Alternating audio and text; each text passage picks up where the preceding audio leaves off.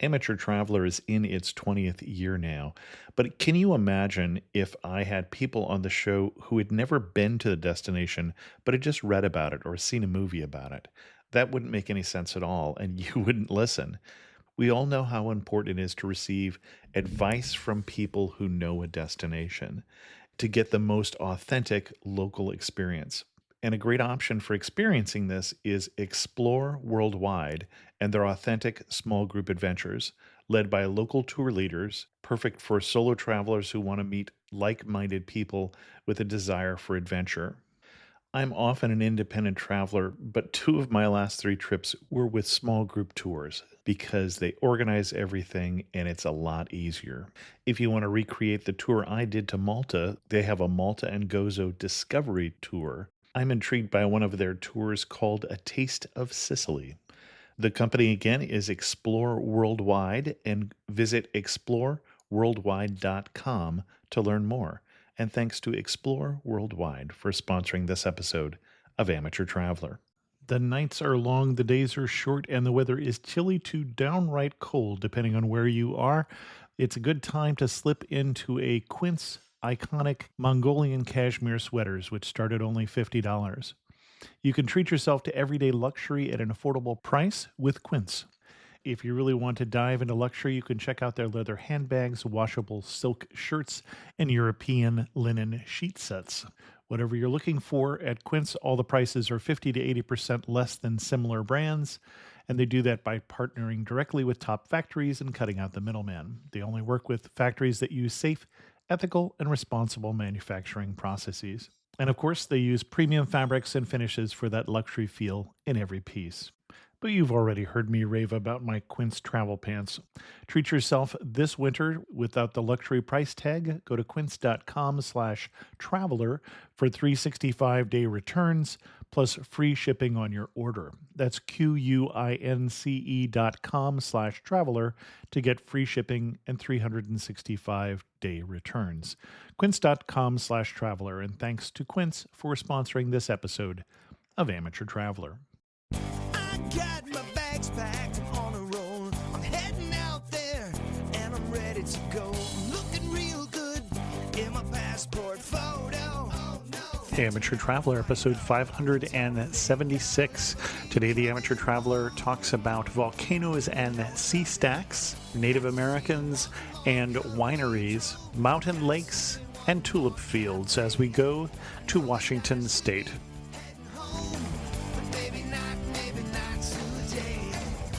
Welcome to the Amateur Traveler. I'm your host, Chris Christensen.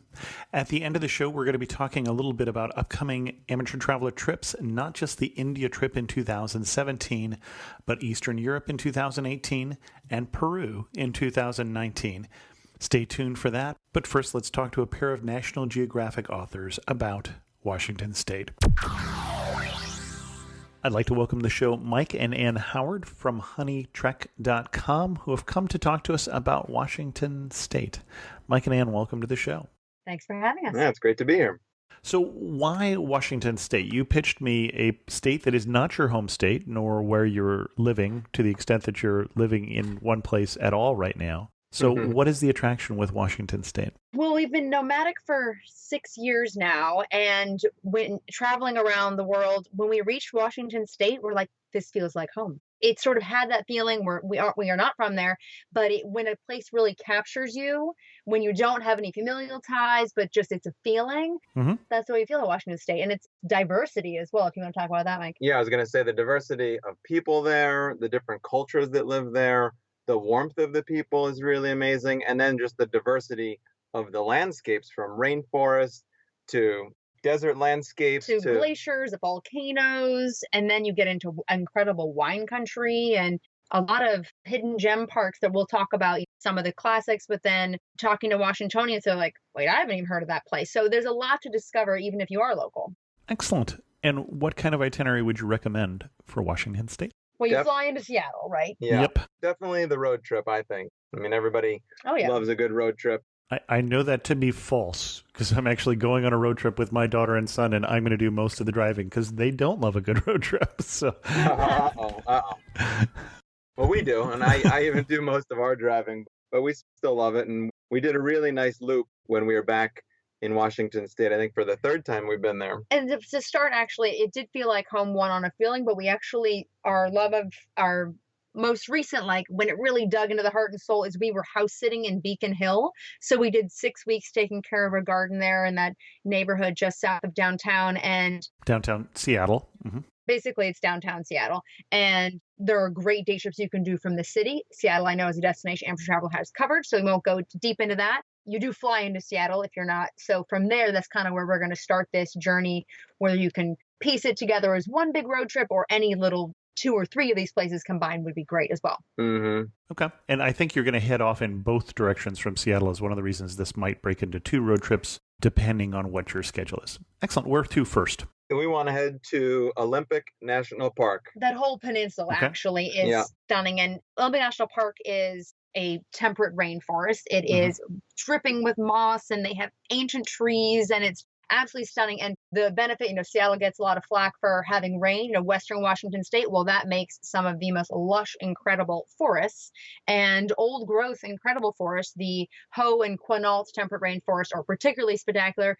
But beyond that, you're along the coastline. So to get that rainforest plus ocean combination is pretty spectacular. So heading into the Olympic National Park, you follow, there's a pretty clear ring road that one takes. But then when you start to get towards the northwest point there, the park ends, you keep going, head out to Neah Bay. Very few people take that turn off to Neah Bay. Actually, in high school, I volunteered at a Native American reservation there. The Makah tribe has lived there since the dawn of time, and they have claimed the most stunning piece of Washington State. Really, it's the very, very tip, and there's this place called Cape Flattery that will just blow your mind with, you're looking over this cove with all of these little islets that are soaring bald eagles. You will and just rock towers, lose count just on like bald eagles. The rock towers jutting out of the ocean with pine trees growing out of the sides. I mean, it's truly a magical and place. Also that Native American culture, like this, since they've never been relocated or anything, their culture is very intact. And absolutely, we're stopping into the Makah Cultural Center. And because I volunteered there many moons ago, this was a crazy gut feeling. We actually went in, and I hadn't been there in over a dozen years, and said, is there a Nui? Do you happen to know a Nui that might be around? I worked here years ago. Oh, she lived down the road, third house on the left.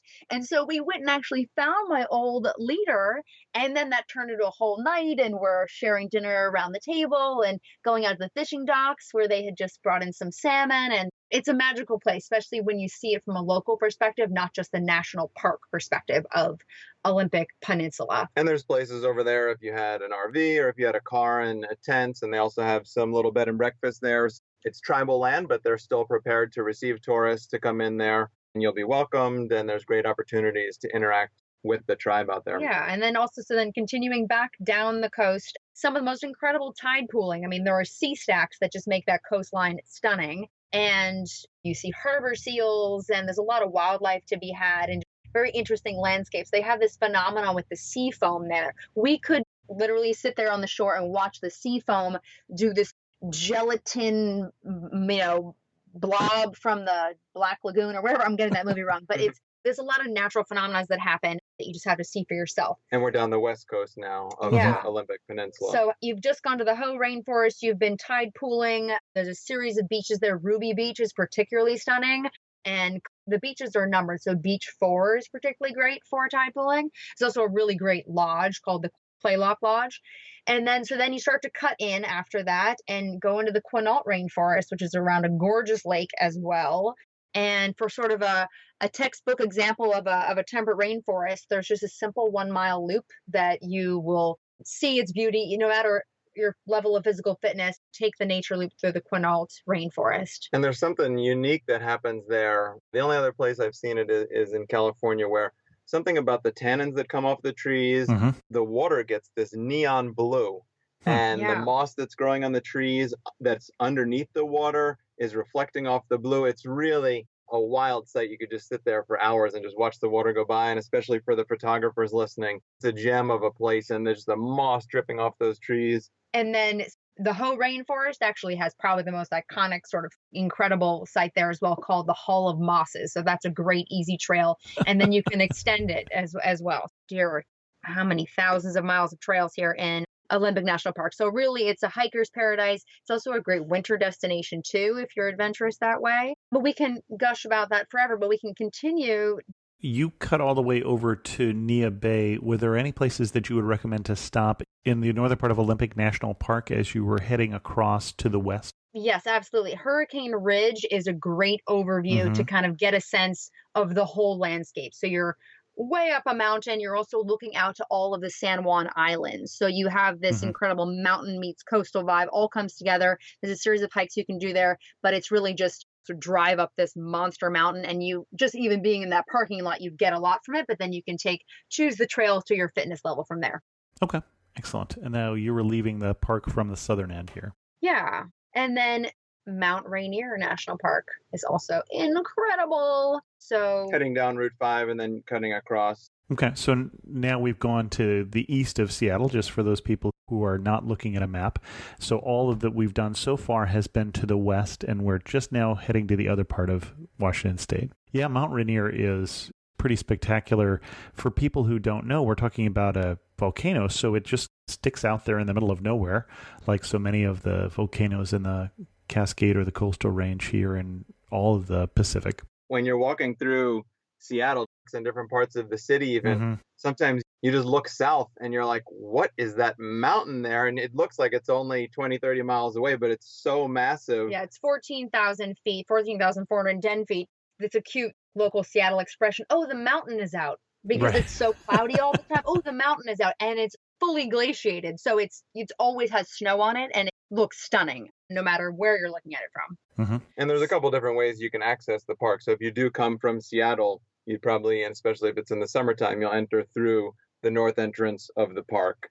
So it is an easy day trip if you do want to peel that off. It's either a day trip or it could be a 7-day trip if you want to do. Because if you are a serious hiker, the Wonderland Trail is bucket list trekker. It's no joke. It's 93 miles, but it's 22,000 feet of elevation change. We did pieces of, and you're going from temperate rainforest to high alpine meadow to going past waterfalls to snowfields to then nonstop glacier actions. But if you don't have that kind of time or stamina, the Skyline Trail is a phenomenal 5-mile loop where you kind of get that big trek in a time crunch. Summer has a new definition of Mount Rainier. It's actually a portion of it. It's the Paradise is one of the snowiest places on Earth with 54 feet of snow annually. So you can't really access most of Rainier most of the year. If you're hardcore into snow, you can go to the Sunrise side year round. But in the summer, you have a very small window. But if you can time it right, late July, August, wildflower mania, because Rainier is so stressed under so much snow. Nature tries to pack in that spring so hard and fast that it is like, and there's so much water coming off the snowpack. Yes, just a rainbow of wildflowers all over this volcano. So it's really quite something. But bring your snow pants no matter when you go, especially if you want to go sledding. It was a hot May day in Seattle when we went, and we were quickly out there with the AT skiers, and we were in sneakers. So come prepared. And then if you're not just about snow and glaciers, there's this cool place called the Grove of the Patriarchs. Wildfires are just a part of nature. But this little island there has been saved because of the river through all these series of fires. So you have trees pushing 1,000 years old if you go out. It's to the Grove of the Patriarchs. So check that out. And then for those who want a little backcountry, be it summer or winter, Mount Tahoma Hut to Hut trail system is actually like one of the largest groomed trail systems that's free. And then they have pretty nice accommodations where it's not like rustic huts. It's some cool yurts and romantic, actually, if you've got an adventurous gal or guy in your life. Snowshoe between hut to hut. It's a fun winter thing to do. They also keep it open in the summer. Excellent. Where to next? To Prosner. This is where we're picking up some speed. It's a 2-hour straight shot here. But Prosser, that's when you get a taste of Washington State's wine country. So when you go through Prosser, and it's not like a Sonoma household name, but there are 40 wineries in 10 square miles and a lot of tasting rooms. That little downtown is kind of up and coming. And then one of the coolest places we've ever stayed. You want to tell them about Yeah. Alexandria Nicole Cellars? Yeah, we visited. This is a good stop for people, especially if you're into wines and also interested in dabbling in tiny homes. There's a place called Alexandria Nicole Cellars. It's a full working vineyard. It's in the Horse Heaven Hills, which is an AVA, a wine region there. Mm-hmm. And they actually built tiny homes within the vineyard. So you might have to walk down a row of Sauvignon Blanc to get to your front door. And then 3 rows over in the vineyards, there might be your bocce court. And all the homes are really uniquely decorated Well, with she views out actually over the vines. she got picked from HGTV, so it's the most tricked out tiny homes. You can stay in an HGTV tiny home, but they fully customized it to the nice. And the best part is it's a very small operation. They have 4 homes. Your check-in is a wine tasting. And then from there, do you want to see what we're working on today? Come taste from the barrels, see what the winemakers are up to. You want to get out there in the fields. It's very ad hoc, kind of choose your own adventure. So they're really great. So it's ANC tiny homes, but it's on this place called Destiny Ridge in the Horse Heaven Hills. Now, when we went over on those 2 hours that you were talking about, we went into now the middle to the eastern edge of Washington, which most people don't see. And so people have this picture of Washington in their head. It bring it up, people. I'm sure it's probably an overcast sky and everything around you is green. It's just like that here too, right? No, it is hot as can be. You would not even believe where you are. To give it more perspective, because everybody well, not everybody, but you're along the Columbia River. So It's hot, but you're along the river. There's always a breeze, like some of the strongest breeze of wind I've ever felt in my life, actually. Mm-hmm. So Hood River is very famous, and that's not that far if you want to keep going along to the Oregon side. Which is really fun. We actually spent some time down there, and we were watching. There's windsurfers down there, kite surfers. If you were, oh my God, windsurfing. Well, I mean, there's 2 ways. Either if you love to do it, if you're an adrenaline junkie, it's supposedly some of the best in the world. I've heard top 3 in the world down there for kite surfing and windsurfing, which means for people that aren't adrenaline junkies or crazy enough to get out there on the river, it's a really amazing spot to just go down there and have lunch on your way to the winery, or pick up a bottle of wine and some sandwiches and go down and watch the windsurfers, because there are some pros down there and people doing flips and all sorts of crazy things. So it's almost like you're watching television when you're down there on the river. Yeah. There's a spot, if you want to watch that specifically, at Roosevelt, I believe is the name of the area. It's Bureau of Land Management. So it's free to camp there, and all the hardcore windsurfers are there as well. Okay. Now, I had you in Prosser, Prosser, which is on the Yakima River. We're not quite to the Columbia yet. Do I have us in the wrong place, or? No, you're not, actually. So I'll rephrase. Prosser is kind of the gateway to one of the wine regions. So then you continue on to Horse Heaven Hills. So if you look down Route 221, it goes into Horse Haven, and then continue down. There's just wineries all along that whole road. 221, and then you'll hit the Columbia there, and then a little bit downriver. Patterson is really, so if you can go. Alexandria Nicole Cellars has tasting room in Prosser, along with a bunch of other amazing wineries, and then you continue Horse Heaven Hills to more Patterson. So when you're at that tiny home estate, it's views like you would not believe to the river. So you make it all the way down. Okay, and so we're right here on the Washington-Oregon border at this point. Exactly. Okay, excellent. I figure I had lost you someplace in the translation there, so. Oh, sorry. No, it's sort of the gateway, and then you continue south to the river. Okay. And then, hey, depending on how your time is going, right? If you are doing this as one trip, you could continue north, but hey, if you're running out of time, a great cut across back to Seattle, you get in the Mount Baker Snoqualmie Forest area. Which is Route 90 coming back through. Yes, so it's called the Chinook Scenic Byway is what you'd take to get back. And that could be also, it could take you back through Rainier, or kind of do the backside of Rainier, which is equally stunning, and lots of hiking opportunities, obviously. And Mount Baker's phenomenal. So that's your way, cutting diagonally back to the city, or however you get there. More people should go to the North Cascades National Park. So that's way due north from anything we're talking about. But we were so blown away by this national park. I'm not gonna lie, I had not heard of North Cascades National Park, and we spoke to a lot of Washingtonians who hadn't got out in there either. It felt like Patagonia. It was that dramatic, and no one really talks about this place. There's very few people there. You'll see some campers and kayakers out there, but it's nothing like visiting Rainier or Olympic Peninsula, which are both equally beautiful places, but a lot of people go there, and the Northern Cascades is a really great place if you just want to get away, if you really love nature. And also, just as a driving loop too, Highway 20 is stunning the whole way through. And then we have our own kayak now that we're doing the RV travel. We have a kayak strapped to the roof, and getting out on Diablo Lake for some kayaking and the reflections of the glacial peaks and the water and the teal stunning color. And we could just, it was heaven. It was absolute heaven. And then how campgrounds go, they tend to be what these big national parks have campgrounds with 300 spots sometimes. They get to be massive and you lose that sense of nature. Great hack. There's a campground we found called George Lake, Gorge Lake Campground, and it's completely free. It's just first come, first serve, and they have a little boat launch there so you can put your kayak or your boat in. And we actually parked next to this cute old lady driving a 1950s little pull-behind teardrop She camper. actually made us tell everybody to keep it a secret. Sorry.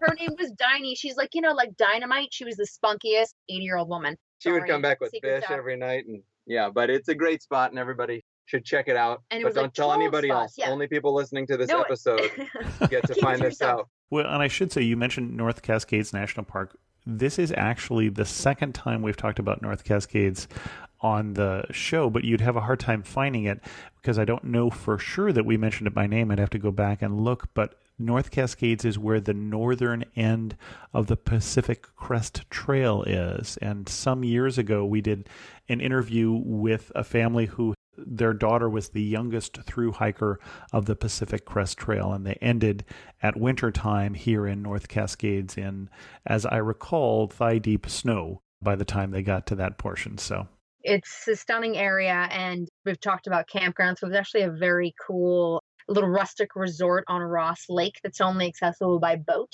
So that's if you want a little more romantic, not camping, that's a special spot there. Excellent. Now, how long has this itinerary taken us? That last little thing up to North Cascades was all the way across the state, so that's a full day's drive. So how far into a trip are we at this point? I mean, it depends how fast you want to travel, Sure. right? We're just a little bit under 1,000 miles if you do that full loop from also, Seattle. I have a little bit more if we want to continue back so we can just abandon you in the North Cascades National Park. That might be good. This is cute town. So the Skagit Valley, which is like the tulip capital, and they do amazing festivals in April. It's just a charming little town there, Mount Vernon. And we spent a lovely farmer's market, and it's sort of like community along the river. There was actually a big Lebowski festival happening, and we were there, and the whole town was dressed in their wardrobes, drinking White Russians. So that was pretty funny. I have to ask, why a big Lebowski festival? Well, because why not? Exactly. Everybody loves the dude, Chris. Did it have anything to do with that area of... No. Okay. A cult film following. Okay. A reason to wear your bathrobe to the bar. Yes. Okay. Yes, which we took advantage of. And so then from there, if you have all the time in the world, you're also not far from the major harbor of Anacortes. You can get out to the San Juans and go to Orcas Island, is also a magical place. All the San Juans are just phenomenal, but Orcas went to a wedding there actually years ago, and it's just sort of a love is in the air kind of place with great hiking opportunities and kind of a hippie vibe. And then heck, you can keep hopping ferries to Vancouver Island, Canada if you want. That's how we did it. And it started a different rainforest road trip around Vancouver Island. Now, I feel like you undersold the tulip fields up here in the Skagit Valley. I have not been there yet. It's one of the places on my list in Washington State, but I've seen the photos that a former boss of mine took there, and I'm going to say something controversial here, as beautiful as going to the Netherlands in tulip season. Yeah, you might get angry Dutch hate mail on that. So but I might indeed. No, and we're underselling it too because we're a little bitter ourselves. We missed it by a week. When we started Okay. the house sit in Beacon Hill, we were like, oh, the tulips. And the season was just a little early that year. So you still go there and it's charming because the town, the smokestack from the old factory is like hand painted with tulips. And it's just sort of like tulips are part of the culture, but we did not see it in full blown. It should be spectacular. It's April is your time to go. So you got to check your dates before you go to that one. Right. And check the weather because it swings by like 3 weeks. Sure. Yeah. Excellent. And mileage-wise, we're looking at just around 1,000 miles, Okay. which is 20 hours approximately of driving for that full loop. So kind of depends how fast you want to move. If you want to spend a few days hiking around Olympic National Park and then a few days out on the winery and 2 days in Rainier, maybe you're looking at around 10 to 12 days. But some people like to move a little faster, and some people want to do all 10 days in Olympic Peninsula. So, and maybe you save, Prosser for if you do go do a more of an Oregon road trip. If you needed to cut something out, it's basically Oregon. So you could skimp there a bit. We didn't spend enough time talking about the San Juans, but that's just amazing. I mean, that you can do from Seattle super easily.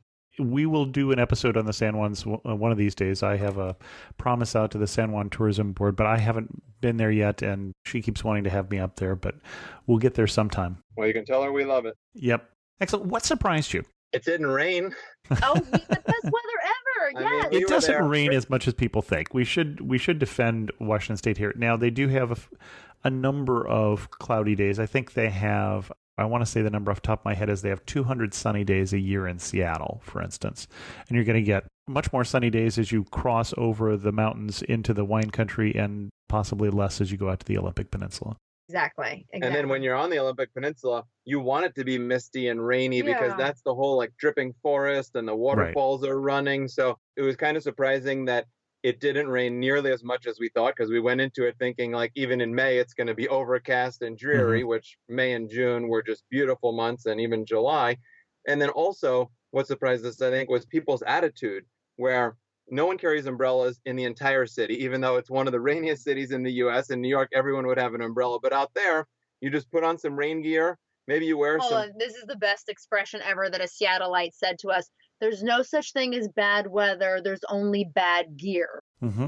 The British version of that is there's only inappropriate clothing. Exactly. Well, the gear that's very telling of Seattle Washingtonians, because they bike to work even if it's pouring down rain. Sure. So if you've got good gear, you can still do your 40-minute bike commute. Yep. One local you met you hope that everybody could meet. Willie Weir. Yeah, Willie Weir. And his wife, Kat. And we are all about couples travel, and this is one of our favorite couples travelers. Yeah, we met on a total lark. We love house sitting. That's one of our favorite ways to explore destinations, because you really immerse yourself in one region of the world. And we were reaching out because we wanted to look at Seattle as a potential place to live. As you mentioned before, we're nomadic, and we've been on the road now for 6 years without a home base. And we're thinking, hey, maybe someday we will hang our hat somewhere. So we were looking on a couple house sitting sites, and we saw House Sit pop up in Beacon Hill. And we didn't know anything about the homeowners, but we just applied for it. And we hopped on Skype, and there was just an instant connection with this guy, Willie, and his wife, Kat. And they are both long distance, long-term bikers, where they'll pick a place in the world like South Africa or Zambia or Ecuador, and they will only planning their route, but not planning lodging or food or anything else. They'll just buy a plane ticket, disassemble their bike, and spend 1 to 2 months in that country just biking around with their tent, tenting, living with locals, meeting everyone on the ground, and just really getting that human flavor where you go slow and people take you under their wing. And he was just such a fun character. He actually writes for I think it's Adventure Cycle magazine, Adventure Cyclist magazine. Yeah. And I believe their blog is Red Tent or Yellow Tent. We'll get that for you. But yeah, he's a great guy. And it's all about attitude. He actually wrote this Facebook post once, and I saw that he actually got mugged when he was in Seattle in his own neighborhood of Beacon Hill. And his attitude was, I could lock my doors and shut my blinds and be really sad about this, or I can go meet my neighbors and tell them who I am and make sure I know everyone on my block and let them know what happened, and to all look out for each other. He really speaks to the community spirit that can exist in Seattle and should exist everywhere. Everywhere, absolutely, yeah. Yep. Excellent. Before we get to our final wrap-up questions, anything else we should tell people before they're heading to Washington State? You should bring a raincoat, not an umbrella. Okay.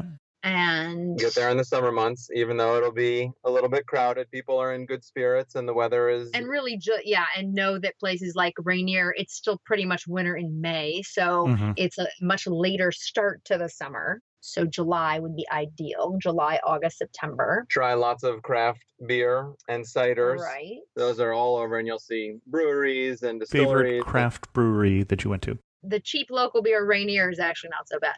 And you feel cool because the can has the big volcano on it. Especially when you're drinking Rainier on Mount Rainier. Yeah. we're not we do not claim to be foodies. We will say that. Okay.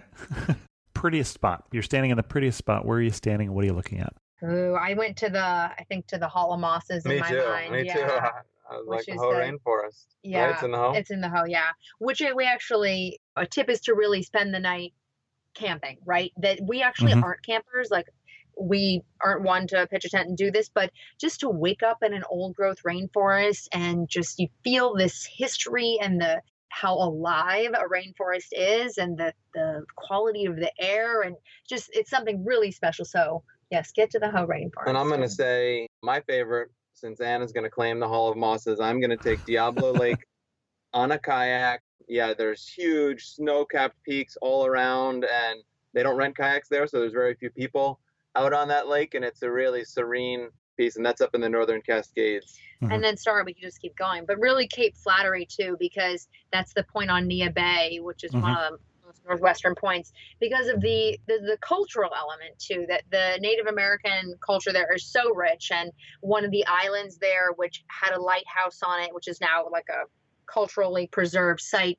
but it was where they would canoe out and would do their naming ceremonies. And even when there was a lighthouse there, like they had a good relationship with a guardian. He wasn't going to rat them out. That they would still come in the middle of the night to do their naming ceremonies. And that was kind of an underground thing forever. And now it's preserved. But there's a lot to learn from the Makah. But super beautiful forest running right abutt to this ravaging ocean and seaweed and those sea stacks we were describing. That is really a very picturesque place. Excellent. One thing that makes you laugh and say only in Washington State. I mean, I really laugh when I see people just charging it through the weather. People riding their bike to work and just walking through puddles in their wellies. Yeah, anybody else would be like, oh, it's rainy and it's dreary and I got to get inside or get in my car. And in Seattle, they're just trudging through it and jumping through the puddles. And maybe that's where the line, there's no such thing as bad weather, only bad gear, comes into play with the Seattle spirit, because they are gearheads too. Everybody's pretty much an outdoorsy person. You're surrounded by water and mountains, and you just have to embrace that as a part of your lifestyle. Yep. Okay. Which I love. Last question. If you had to summarize Washington State in 3 words, what 3 words would you use? Wild. Okay. Outdoors. That's only 2 words. That's 2 words. I think that may be only 2 words. That's okay. You could owe me a word, but next time you come on, you get an extra word. There you go. Or Ann can do 4 words now, and then we'll have 6 between the 2 of us. And would you like to have your own 3 words here? Sum up Washington State. Is it cheating to say rainforest volcano wine? Nope, it is not at all. Okay. Excellent. Our guests again have been Mike and Ann Howard from honeytrek.com. And I just gave away the answer. The next question is, where can people read more about your travels? But since I mentioned the blog, you've also got a book coming out. We do, yeah. That's the second place they can read about our adventures. We wrote a book for National Geographic, and it's called I've heard of them. Ultimate.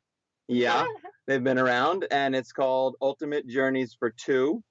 And it's 75. We dive deep into 75 of our favorite destinations that we've explored across the 7 continents. Across 7 continents and 53 countries. We've been to over 500 different destinations, and this is the 75 that we want to tell people, like, you need to get here.